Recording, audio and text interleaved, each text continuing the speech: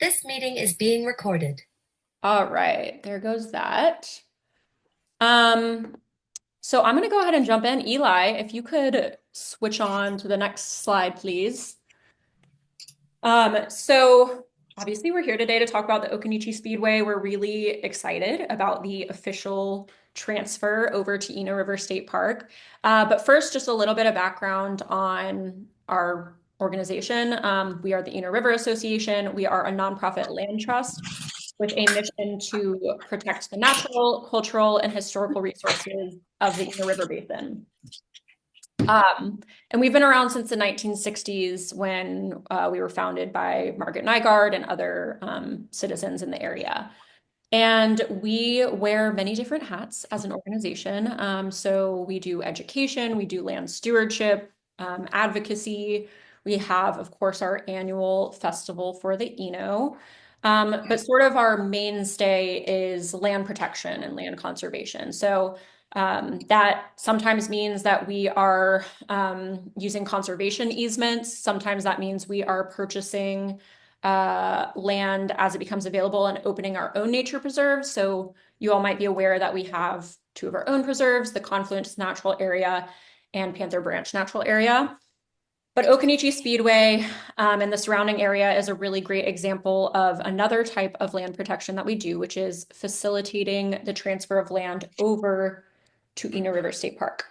And what this means, my very basic understanding of what this means is that we find sort of the funders and the project partners and attorneys and whoever we need to be working with and work with the previous landowner, who I'll talk a little bit about, in order to actually conduct this transition on behalf of Eno River State Park. And that's why it also takes a little bit of time because there are a lot of moving parts. I think, expected this project to be like officially transferred a little bit sooner, but it's okay. It happened, and that's all that matters. So Eli, if you'll switch to the next slide for me, please. So yeah, in 2021, we began facilitating the transfer of over 200 acres near downtown Hillsborough from the Richard Hampton Jeanneret Foundation. I hope I'm saying that right. That was formerly known as Classical American Homes Preservation Trust, and transferring it over to Eno River State Park and the Archaeological Conservancy. So there is a approximately 20-acre parcel. Sorry. 20-acre parcel that includes four known early indigenous settlements dating back all the way to 1000 AD. And that was transferred over to the Archaeological Conservancy. So that is in their hands now. And they are a national nonprofit that protects significant archaeological sites throughout the US. And then an approximately 206-acre parcel, which includes the Occoneechee Speedway, the James M. Johnston Nature Preserve, parts of the Mountains to Sea Trail, which has now, as of January 17th, 2025, officially been transferred over to Eno River State Park, taking the park to approximately over 4,700 acres. Yay, exciting. We're so excited. Mm. So Eli, I think you can go to the next slide. I just have a few maps to orient us a little bit. So this is a map of the Eno River watershed, and protected areas within it. So the red line shows the boundary of the watershed. And for anybody who's like less familiar with the Eno, I'll just say that it starts at the Confluence Natural Area. One of the preserves that I mentioned is ours, the Eno River Association. So it starts there in Hillsborough. It flows kind of south and eastward through Hillsborough, through northern Durham, and then empties into Falls Lake. And it flows for about like 40 miles, give or take. And you can see here, I put a little circle and arrow where the speedway itself is. And Eli, if you'll go to the next slide, it kind of just zooms in on that a little bit to show if you guys weren't um, aware, the Eno is very windy. It's kind of it's got a lot of, it can be confusing sometimes, but it's a very windy river. And so in that little bend is where the Occoneechee Speedway is. And then right to the right of that is the James M. Johnston Nature Preserve. And to look at that a little closer, Eli, if you could go to the next slide. So this is a map of the different parcels that I talked about. So over to the left is the Indigenous sites, the 20-acre parcel, and then outlined in yellow, and then outlined in red is the 200 plus acre parcel with, of course, the Speedway and the preserve and MST, parts of the MST. And then last map, I promise. This is just a trail map that I thought might be helpful to some folks. If anybody uses all trails, I love it. It's really helpful to me. So you can see Occoneechee Mountain State Natural Area far to the left with their, trail system that then connects to Riverwalk, Hillsborough Riverwalk, which is like a paved trail that is also part of the MST. And then that goes over to the Occoneechee Speedway, where you can see I just kind of outlined the Speedway trail itself. And then again, over to the right is the James and Johnston Nature Preserve and part of the MST. And then Airmount is just kind of directly across the river. And there's about 4 miles you're fine, Eli, you can go to the next slide. There's about 4 miles of recreational trails within the Speedway itself and the preserve. Okay, so, let's play this video. I forgot this was in here. Eli, this is just a video that I took when I went the other day, if nobody has been. This is showing the grandstands, the seating of the Speedway. I was out there with Eli. We were just I've been several times, but it was nice. I hadn't been in a while, so it was nice to go back out. It was a beautiful day, and yeah, it's just a really beautiful spot. So that's part of the Speedway. You can't really see where it curves. And I feel like it's a pretty can be like a little bit more of an accessible trail than maybe some other trails within Eno River State Park, and kind of flatter and easier to walk, perhaps for some folks. Okay, next slide, please, Eli. So I want to talk some about the namesake of the Occoneechee Speedway and talk about the Occoneechee people. So we know that this land was farmed, hunted, stewarded by Indigenous groups for thousands and thousands of years before the arrival of colonists, and one of these groups were the Occoneechee. And prior to moving southward to present-day North Carolina, the village of Occoneechee was actually located on an island on the Roanoke River in near present-day Clarksville, Virginia. And the location of that village was really important because it was on the Great or Occoneechee trading path, which led to the land of the Catawbas and the Cherokees further south. So the Occoneechee really controlled the trade throughout the Southeast and were very powerful. But they were forced eventually to move southward toward their relatives, the Eno and Shakori on the Eno River, to try to find safety. So a little more context for what happened there. In the 1670s, Nathaniel Bacon, who was an English colonist of the Virginia colony, basically tricked the Occoneechee into thinking he was their friend and ally, and convinced them to defeat another tribe for him before turning on them and attacking and massacring many Occoneechee people. And then also, it's my understanding that at that time, the Occoneechee were being raided by the Five Nations Iroquois Confederacy and became further weakened. So that's hence being sort of forced to move southward toward their relatives on the Eno River in present-day North Carolina. And an Occoneechee village dating back to the late 1600s, early 1700s was found here on the banks of the Eno near the Hillsborough Historic District and Hillsborough Riverwalk. It is thought that Occoneechee people inhabited this village for about a decade before returning back to present-day Virginia for some time, Fort Christiana. They were sort of forced to move back and forth for a little bit of time there. Sorry, my husband just got home. I thought he was gonna come later. So that site is one of the four that I mentioned that has been transferred over to the Archaeological Conservancy. And it was about a quarter of an acre in size and consisted of a small stockaded village with about 10 to 12 homes within it, or ati. And you can see in the top left photo kind of the Occoneechee town excavation plan. It was excavated by UNC, I believe. And outside of the stockaded village actually were grave sites and cemeteries found. So I think it's important to note that, this is considered sacred burial grounds to the Occoneechee people. And as for the other three sites, one dates back to 1000 AD, one to 1400 to 1600, and another that was there around the same time as Occoneechee town, but it's my understanding that there's not a lot known about the identities like this of those particular groups. Eli, yes, thank you. So if you haven't been to the replica village in Hillsborough, I really recommend visiting it. It's located in downtown Hillsborough near the Farmers Market Pavilion.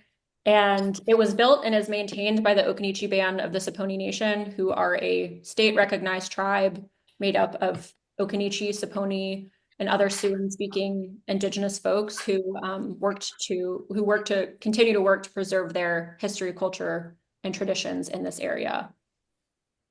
And So, I'll just interrupt. I'm sorry, that's Beverly Payne in the picture. She's on this call, just so you know, she's there. hey, Beverly. She may or not. I do. Hey, I'm hiding. You're hiding? Yes. Thanks a lot, Renee.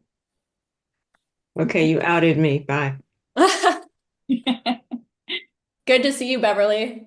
Thank you. Um, okay, so well, that's great if anybody well, I don't want to put Beverly on the spot, but if folks have questions about the replica village, then that's cool that we have Beverly here today. So in the 1600s and 1700s, we know that colonists were forcibly removing or killing, whether through warfare or disease, Indigenous peoples and claiming the land as their own. And in the late 1700s, the land that is now where the Speedway exists was owned by a colonist named James Hogg. And Eli, you can switch to the next slide. And the property became a large plantation that included a farm and was referred to as the banks of the Eno. This property passed through several family members in the Hogg family before Julian Carr purchased the lot in 1891 for about $10,000. So it was about 663 acres. And I'm sure that a lot of you are familiar with Julian Carr. He came from a wealthy slaveholding family. He was a tobacco industrialist and white supremacist who endorsed the KKK and vigorously fought for slavery, segregation, and white supremacy. And he started referring to the property as Occoneechee Farm and the house itself that you see on the right there as Poplar Hill. And Carr built a half-mile horse track on the property. And I have heard in the past people say that where the horse track was is where the Speedway now is, but I believe that it is a more accurate statement that the horse track was actually closer to where Riverwalk and the Indigenous sites were. And anybody feel free to tell me. That's what our land conservation director told us. Can I speak up? There's two different tracks. Okay, thank you. That's what I thought. Yeah. Yeah, one is the colonial track, which is closer to town, and then the car track Right. is where its current location is. Perfect. That's what I thought. And I think I've walked past where I think the horse track was. So Carr sold the property in the 1920s, at which point it was subdivided and sold to several smaller farms. And then in 1947, just 2 months before Bill France founded NASCAR, he was, what's that? Oh, I thought I heard someone say something. Bill France Was piloting small plane. What's Is anybody this else one? getting feedback? Yeah, I think we're getting just a little bit of feedback. If anybody that's unmuted would be able to mute themselves, I think that should fix it. Awesome. Hopefully, okay, that sounds better. So Bill France was piloting a small plane and noticed the land from above and saw its potential for a dirt track and purchased it with the help of some investors, and they built a almost mile-long dirt track in early 1948, and by June of that year, it was in full use. And at that juncture, I'm going to turn it over to Eli to continue on talking a little bit about NASCAR. Does anybody have any like big questions or comments or? Awesome. Well, feel free to drop them in the chat or yeah, but I'll go ahead and turn it over to Eli. Cool. Thanks, Audrey. And yeah, likewise, if anybody has any interjections to make during this, because I'm definitely not a NASCAR expert, I would welcome them. But I do want to talk about, because this is a speedway or a historic speedway, some of the racing and NASCAR history. So that's what I'll do for the next little bit, is talk about NASCAR onward to today. So NASCAR, the National Association for Stock Car Auto Racing, has its roots in the Prohibition era South and in Southern Appalachia. So Prohibition was from 1920 to 1933. And during this time, bootleggers and moonshiners started to modify cars with more powerful engines, and they would clear out the seats to make spaces for crates of liquor. And because they wanted to be able to evade the police with these faster cars. That's how racing got started. And then these runners began to organize sort of informal races on out of the way dirt tracks.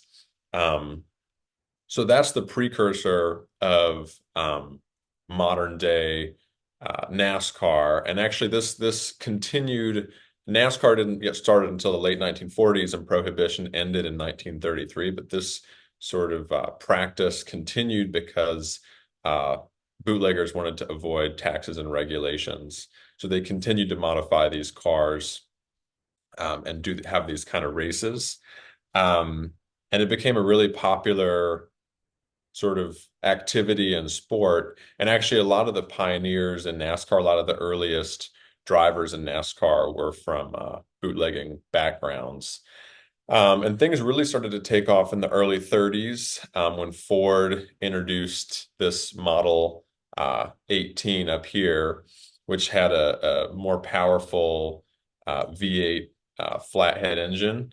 And I think it had like 62 or 68 horsepower, which doesn't sound like a lot today, but at the time was a lot more powerful than the previous thing they had going on. So that's when that was a really popular model for really early racing.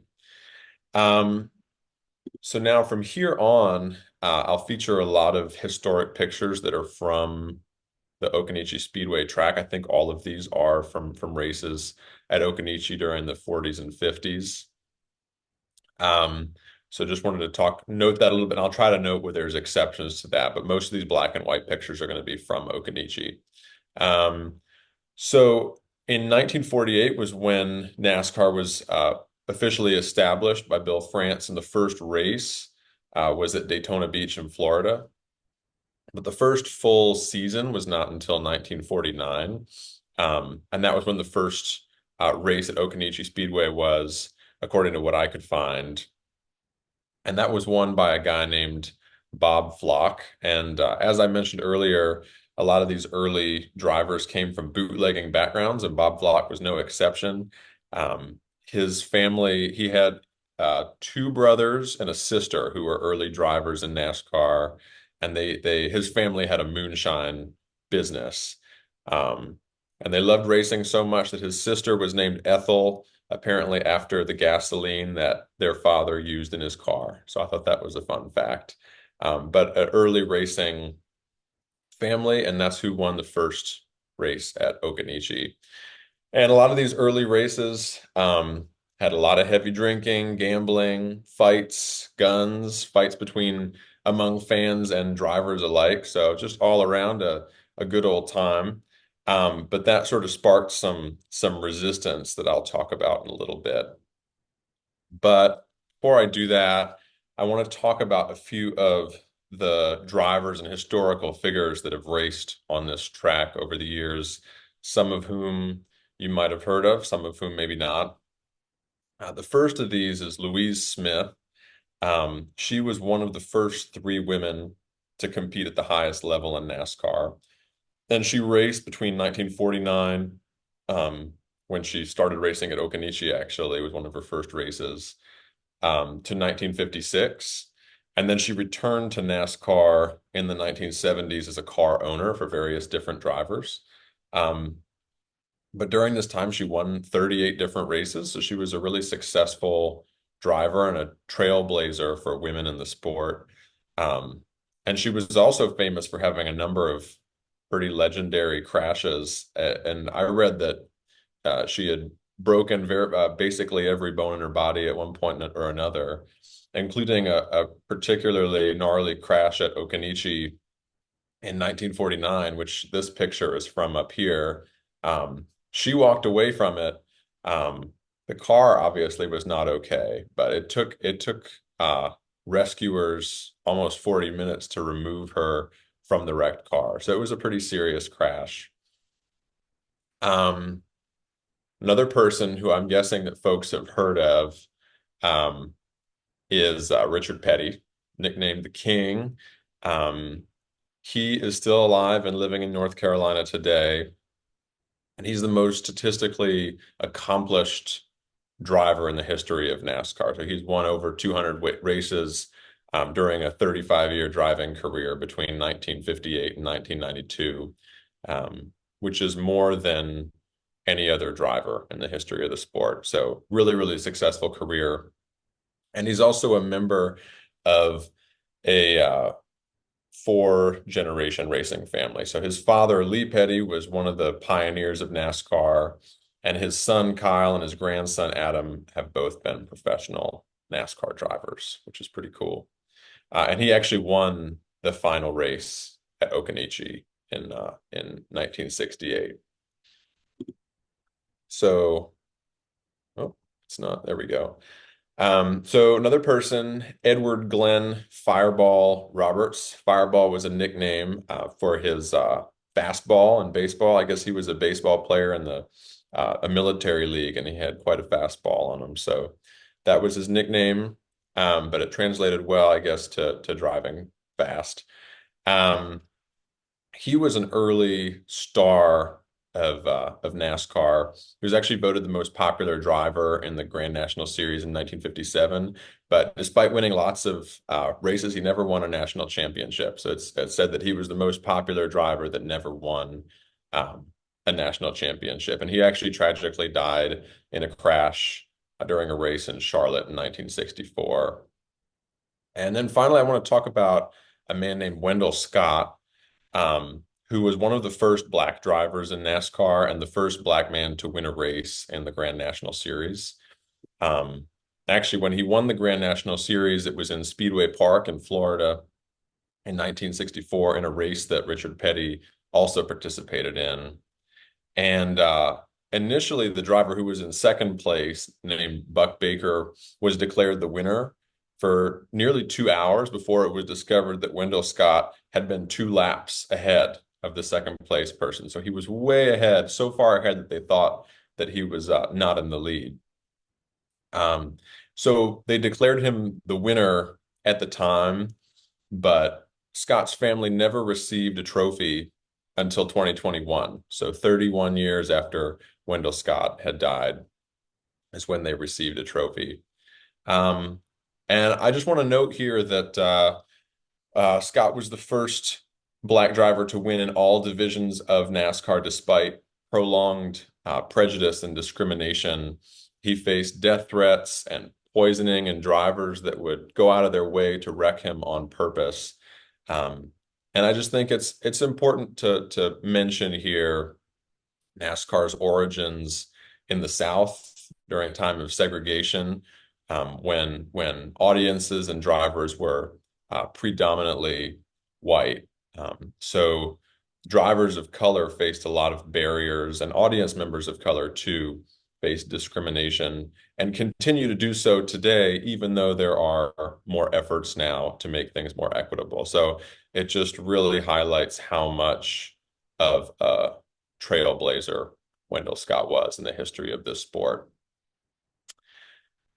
So, as I mentioned earlier, some of the local religious groups, especially, were not happy about the good time that was being had at Occoneechee Speedway, especially on Sundays. People really did not like the fact that there were Sunday races, and they complained about the moral culture of racing. So these are all pictures again from Occoneechee. This is another picture of Louise Smith's wrecked car. She walked away from the crash, but then went back inside the car to take this picture. So she was okay based on her smile, I think, but it was quite a crash. So lots of pushback during the 1950s against racing at Occoneechee. Specifically, in 1956, there was a Reverend Charles Record in Hillsborough who delivered a sermon warning about the dangers, the moral dangers posed by racing on young people. And he told a local newspaper, quote, "We have not done right by our children, the least concern of which is the disruption of our Sundays, and the worst is the stimulation of our young people to excessive and daring driving and exposing them to public drinking and gambling." End quote. So that message took hold with people, and later that year, the Orange County Anti-Racing Association was formed, and they went over the heads of county officials and advocated with the state and got the state to ban Sunday racing in Orange County. This didn't last very long. The pressure from people that wanted to race was too great, and Sunday races returned to Occoneechee in 1961. And I think another thing that reading about this I was interested in, and I think is interesting to note, and I don't know that much about this, but just sort of the relationship between evangelical Christianity and NASCAR. In the early days of NASCAR, there was a lot of opposition from religious groups with NASCAR, but in the mid 20th century, and especially in the later 20th century, NASCAR became really a culturally Christian sport. It's very heavily intertwined with evangelical Christianity, and I just think that transition between sort of being opposed morally to this sport to a full-throated embrace now of the sport is really interesting. And is there a question from, I see a hand. Eli, I don't have a question. I just have a comment that when I was a kid and it was the racetrack, well, okay, I was born in 55, so when I was older, a little bit older, as a young child, we had what was called the Blue Law. Everything was closed on Sunday. Everything. Grocery stores, anything that you wanted, anything but church. You went to church on Sundays. So that was probably part of the reason that they didn't want that happening. And Orange County was a dry county. Well, no, it wasn't. It was a wet county. Alamance County was a dry county. Okay. Yeah, I didn't realize that. That's really interesting. I bet that had a lot to do with it. Yeah, well, thank you for that. But all that to say, a lot of opposition there in the early days. But that opposition among Christian organizations does not persist today. I think from what I read, it seems like it has in part to do with like the integration of prayers and invocations with the races. Starting in the 1950s, I think actually Bill Francis friend was a pastor, and he started doing the invocations at the beginning of races. Um, and then a lot of being in the Bible Belt, a lot of the fans and a lot of the drivers were devoutly Christian, and I think that probably had something to do with it as well. But it's just interesting to think about that transition of the relationship with organized religion over time. So despite returning to racing on Sundays in 1961, Occoneechee Speedway was not long for NASCAR, and they only had races there until 1968. So by the early 1960s, drivers had begun to complain about the quality of the tracks. There was a lot of potholes, and they didn't want to race on dirt anymore. They wanted to race on asphalt at some of the bigger tracks farther south, like in Charlotte and in Florida. And there was also continued pressure to a degree from local religious groups. But it seemed like one of the biggest factors was that there wasn't enough capacity at Occoneechee Speedway for the rapidly expanding fan bases of NASCAR. So NASCAR started to build tracks closer to big cities where you could get more fans out, and more money could be made by both the drivers and the track operators. And Occoneechee, being relatively remote, just didn't have the capacity to hold huge crowds that were starting to gather at these NASCAR events. So Bill France shut down the Occoneechee Speedway in September of 1968 and moved that track's slot on the race docket to Alabama, where he built the Talladega Speedway. And did I see a hand, Beverly, again? Yes. I graduated from high school in 1973 from Orange High. At that time, Orange High did not have a football field. And during my lifetime, I don't remember it being Occoneechee Speedway until after they built the Orange, what is it? Orange County Speedway out on 57. But during my time in high school, and before high school, the reason I remember this being Orange Speedway was because they had rodeos there, and a whole lot of us people in Hillsborough had horses, so we all went to the rodeo. And then after that, the high school used it as the football field. Oh, wow. I didn't realize that. So did y'all go out there for gym class and things to the Speedway?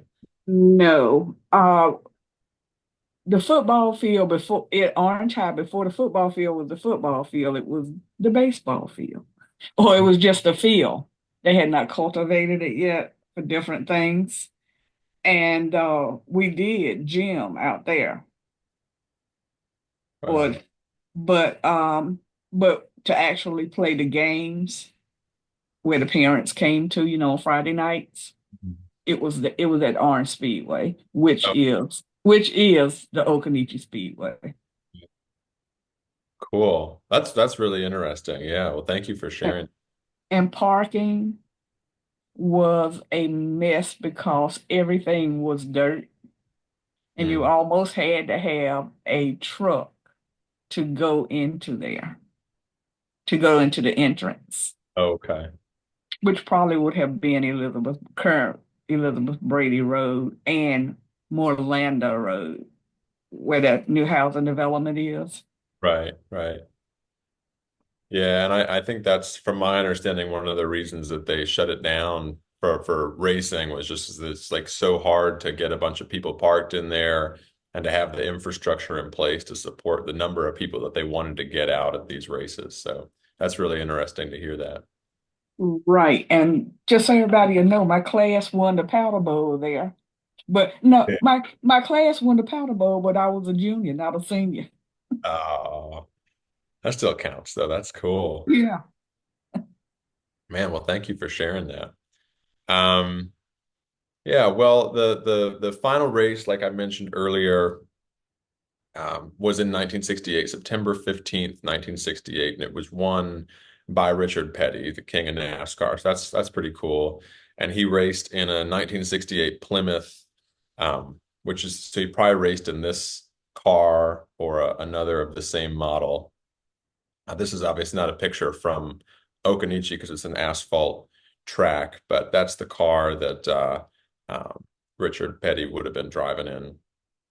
But these are two on the right here, pictures from a later day Occoneechee during some of the later races in the 60s. So like I said, the track closes down for NASCAR. Its slot gets moved to another track in Alabama, and we move into the post NASCAR history. And there's a lot of years to talk about here, and I'll just talk about this sort of briefly. I think it's interesting to look at these two aerial photos here on the right juxtaposed. So the one on the left from 1947 is Bill France would have just started expanding the track, and it would have been just before they started racing on it. And then from the right is from 2024 from a Google Maps. So I outlined the track here with a little bit of a gray line because it's hard to see. Um, but it's really well preserved. It's cool to go visit. And these two pictures on the bottom are current pictures of the Speedway. So there's the bleachers are still really intact, and there's some old cars around there. It's a really beautiful spot.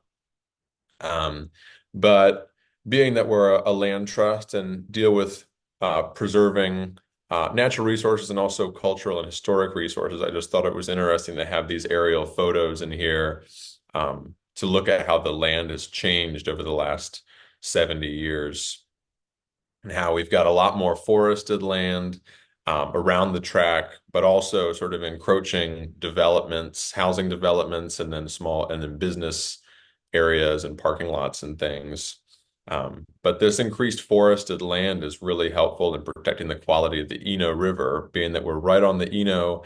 We're a really important, what's known as a riparian buffer zone, so a protected strip of land along a river. And hopefully that helps to maintain the quality of the water and the river for a long time while maintaining this really cool and historic resource. So the land changed hands a couple of times after NASCAR. According to what I could find, Bill France's estate, the France and Staley estate, sold it to Preservation North Carolina and the Classical American Homes Preservation Trust in 1997. And it was placed under conservation easement at that time. And then just this January, it has finally been successfully, ownership has been transferred to Eno River State Park, which is really exciting. This has been a process of transferring that has been underway since 2021. So it's been a multi-year project to get that transferred. And this ensures that it will be protected land in perpetuity while remaining open to the public. And it's a really cool area for hiking. If anybody has not been, it's worth checking out. And it's got a lot of historical significance too, in addition to the Indigenous history that Audrey talked about and the early history of North Carolina. It's also the only surviving dirt track from NASCAR's first season in 1949, which is pretty cool. And if there's any Pixar fans out there, there's a Pixar movie called Cars, and there's a few of them. And in the third Cars movie, there's a dirt track, and this was the inspiration for that dirt track, which is cool. And then also, I think some other famous race car drivers have been out here to film things. I think there's a show called Historic Speedways or something like that, and Dale Earnhardt runs that or hosts it and did an episode out here. So it's got a lot of cool history here, both before and after NASCAR, and we're really excited that it'll be under protection as a public green space in perpetuity. So with that, that's all that I have prepared for you, but would love to open it up for discussion or questions of any sort. And I see that there's been some activity in the chat. Let me see. Does anybody have any questions while I read through this chat? Yes. Well, I don't have a question. Sammy said something really interesting, that UNC was similarly located in part to protect students from the drunken debauchery of the county seat of Hillsborough. So it had to be at least 8 miles away and ended up 12 miles in part because, one, there are a lot of creeks to help grow community, and two, it's at the top of the hill for flood protection. That's really interesting, Sammy. That is really interesting. Thank you for sharing that. Yeah, did not know that. And also Renee saw Richard Petty on Tuesday. So he's very much alive and hopefully well. I'd like to say that I had a company come and do my eaves, cover them with, it's not aluminum, but you know what I'm talking about. So this company, Wendell Scott, actually worked for this company for years. Really? And before he died, yeah, in Greensboro. But I can't think of the company name, and it doesn't make any difference because they went out of business. Wow, that's interesting. It's really cool to have like folks input who were actually in the area like several years ago. So really cool. This is Renee. I'm gonna have to leave shortly, but I just wanted to point out that some of this land is, I mean, in part, this land is available because various sectors of our community came together. About 2008, 9, 10. When you mentioned Elizabeth Brady Road, but when that extension was proposed to happen, and I think I saw Bill Crowther on here. Yeah, he's here. Came together, including the Friends of the Speedway, Friends of the Eno River, Friends of Airmount, and even my neighborhood, because my property actually butts right up against this park. But there were various groups of organizations that stopped that bypass from happening, because if that had happened, it would have cut right through there. And so I think we also, in addition to the Eno River Association, just owe a debt of thanks to some of the other groups that came together to preserve this history and to preserve the environment, because I was really concerned about another bridge, like a 1/10 of a mile from the bridge that is Highway 70 now. Thank you so much for sharing that, Renee. That's really important and insightful. And I really appreciate you saying that. And I agree that we owe a huge debt to those community members who did that work. And so thank you for, being a part of that. And thank you for mentioning that. Can I speak? Yeah, of course.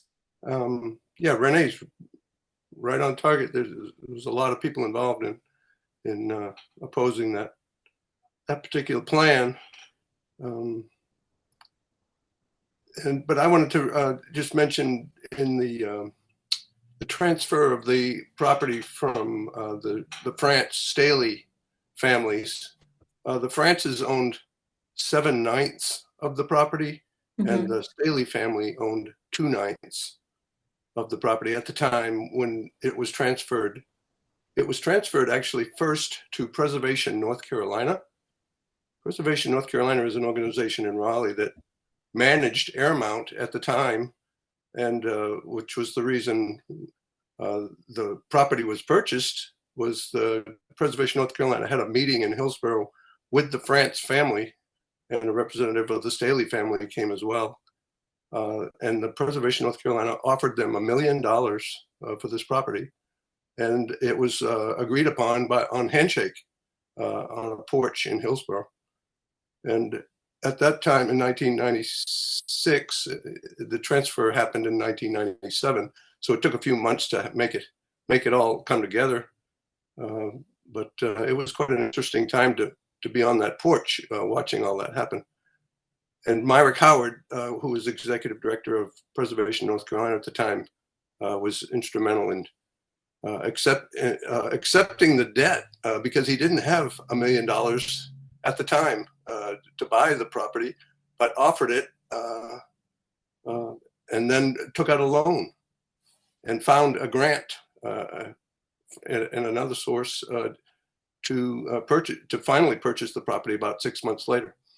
So it all worked out to where Preservation North Carolina got the property, and then transferred it to Classical American Homes a few months later for Classical American Homes to manage and care for the property from that point on. And I guess it was 23 years have passed, and now it's in good hands at the state park for someone else to manage and look after it. But Classical American Homes, which eventually became recently the Richard H. Jenrette Foundation,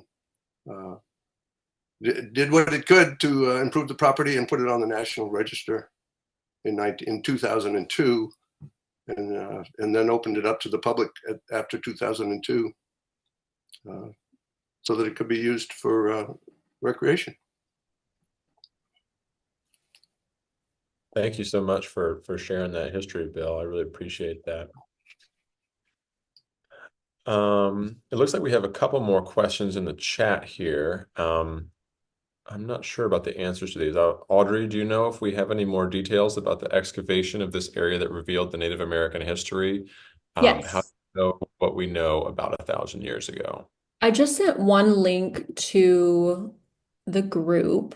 And there are actually a few links that I know Hillary, I accidentally sent it straight to Hillary first, and then I put it in the group chat. But that is a link to excavating Occoneechee Town. There are several resources and places online to read about the different excavations that took place throughout like the 80s, I think maybe like 70s. I'll chime in. Great.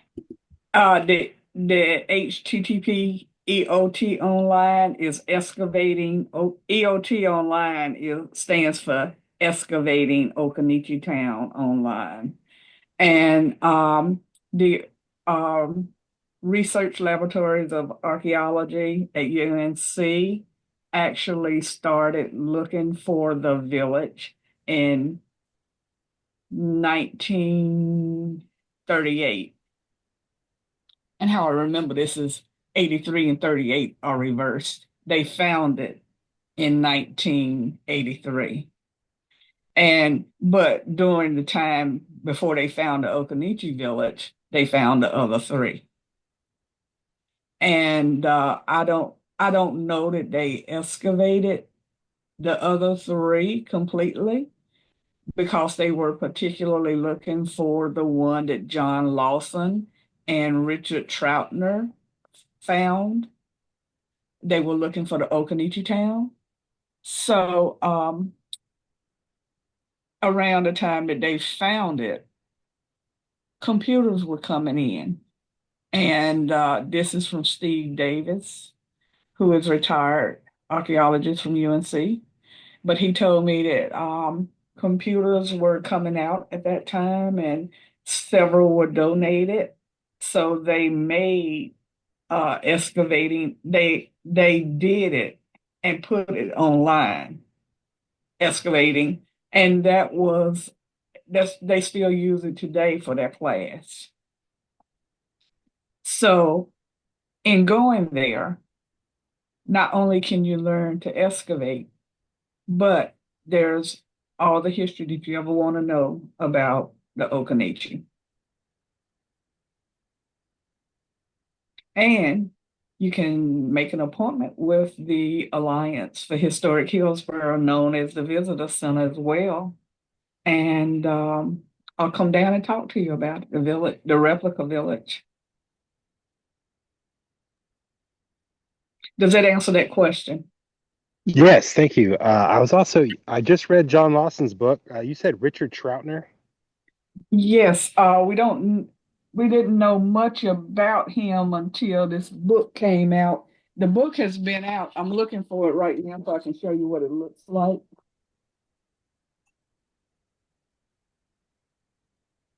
Y'all can't see this, but it's a mess right here. This is what the book looks like. And he visited Occoneechee town in 1698 and 1699. Great, I'll look that up. Thank you. Thanks, Beverly. You're welcome. Bill, I'm gonna call you today. I want you to be expecting me. I welcome your call. Oh, I love that. Right. There's another. also, oh, sorry. No, go for it, Audrey. Yeah, so this other question says there was an effort to connect the Speedway with Air Mount, and are there any future plans for that? I don't know the answer to that. Hillary, do you know anything about that? Or it sounds like Bill probably does. Bill. I can informally answer that question as manager of Airmount. Goodness. In the past, I put that on my long-range plan, and it was noted when we developed the trail system for the Speedway that there would be two bridge locations, one in the current footbridge locations, one where the archaeological digs are, which is the current bridge, which went in 2015, that was installed. And then the future location of another bridge to cross to Airmount was in my long-range plans. I approached the board of directors of Classical American Homes at the time and asked if they were interested in having another bridge built. And I didn't get a warm reception. There were some concerns about safety, about security, securing the site, Airmount, if a bridge would allow visitors in after dark, that kind of issues. So I never got funding to do the second walking bridge over the Eno. And there's a lot of engineering going to do to figure all that out, whether or not a bridge would be possible in that location. We didn't get to the engineering stage. And so that I think that hope that I had to put a bridge in I didn't get permission to do it. So I think that might pretty much ended until because we owned both sides of the river at that point. So Airmount owned both sides of the river. That was the way it would have happened. But in this case now it's state park land and Richard H. Jenrette Foundation land on the other side. So it's going to be interesting if that push is approached, because the state park will have to approach the foundation and to see if they are interested.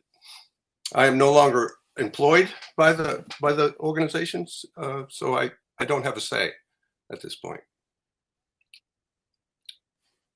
Wow, thank you so much for that, Bill. That is, I did not realize that was your role, and that's very yeah, enlightening and interesting. So thank you. Awesome. Well, I am going to put a couple more videos, like links to a couple of videos if anybody is interested to they keep going directly to everyone in meeting. Sorry.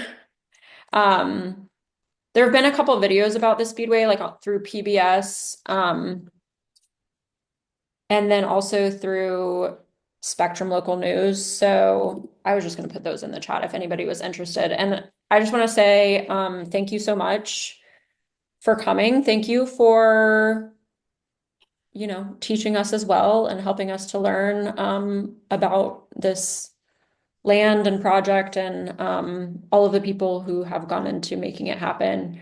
And yeah, just really appreciative to all of you for being here. And I'll stay on for a little bit longer. If you have any more questions or comments, I'm happy to hang out. So thanks, y'all. And this will go up on Thanks, Hillary. This will go up on our YouTube channel as well if you want to watch it later or share it with anyone. So thanks, y'all. Thank you.